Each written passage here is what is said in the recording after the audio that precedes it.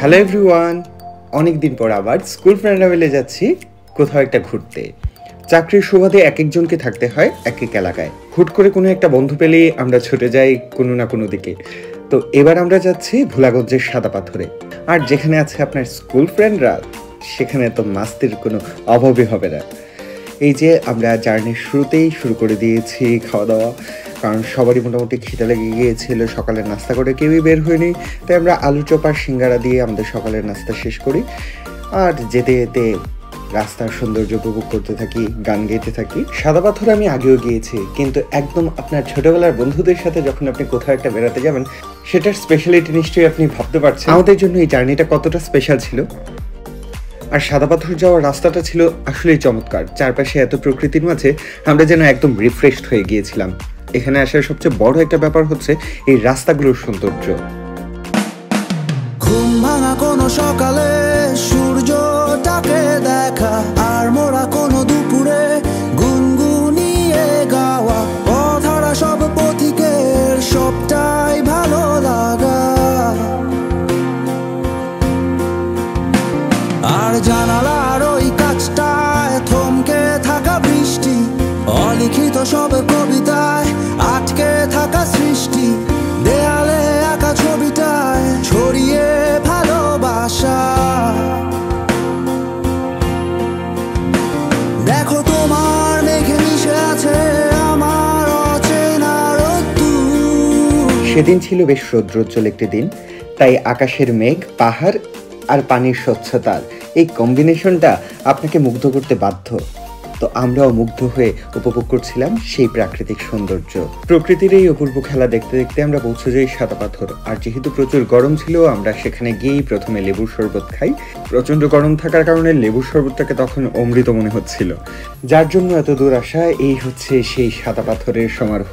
নামের মতোই জায়গাটা একদম সাদা আর শান্তিপূর্ণ। সামনে বিশাল বিশাল সবুজ পাহাড়, সাদা পাথর আর স্বচ্ছ জলরাশি দেখে আর নিজেকে ধরে রাখা যায় না। তাই আমরাও শীতল পানির ছোঁয়া পেতে সবাই দৌড়ে নেমে গিয়েছিলাম পানিতে। আমার বন্ধু তো আরাম করতে করতে একদম শুয়েই পড়েছিল সেখানে।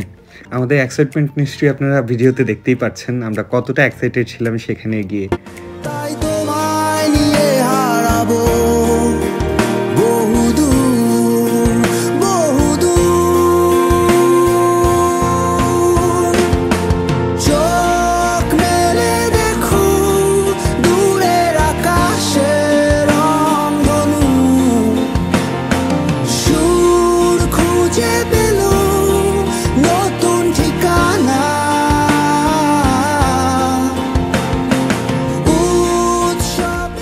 আলালে সে বেচারা রুমেন এবং আকাশকে শান্তিতে ঘুমাতে দিচ্ছিল না। সে হচ্ছে তাদের ভুঁড়িতে পাথর রেখে পরীক্ষা করছিল তাদের ভুঁড়ির ব্যালেন্সিং কতটুকু।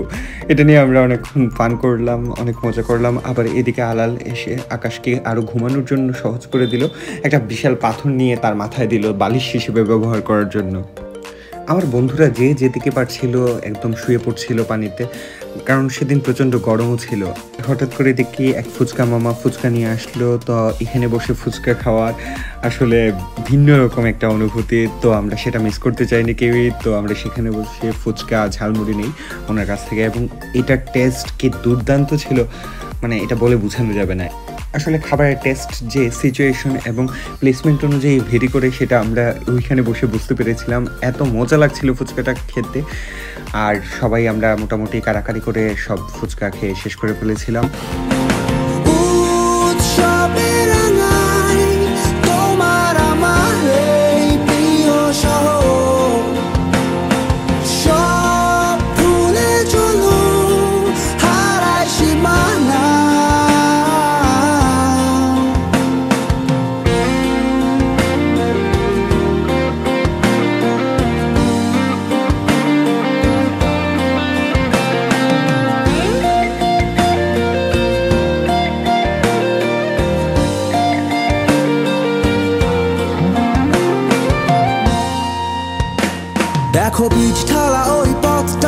সাদা পাথরের শীতল পানি থেকে উঠে আসতে আমাদের কারোরই মন চাচ্ছিল না, কিন্তু যেতে তো হবেই। আসলে এই জায়গাটা এত অপূর্ব, এত মুগ্ধকর যে কারোরই এই জায়গায় আসলে যেতে ইচ্ছে করবে না, কিন্তু যেতে তো হবেই। তাই আমরা এখানে লোকাল মার্কেটটা আশেপাশে একটু ঘোরাঘুরি করে আমরা আবার চলে যাই আমাদের গন্তব্যে।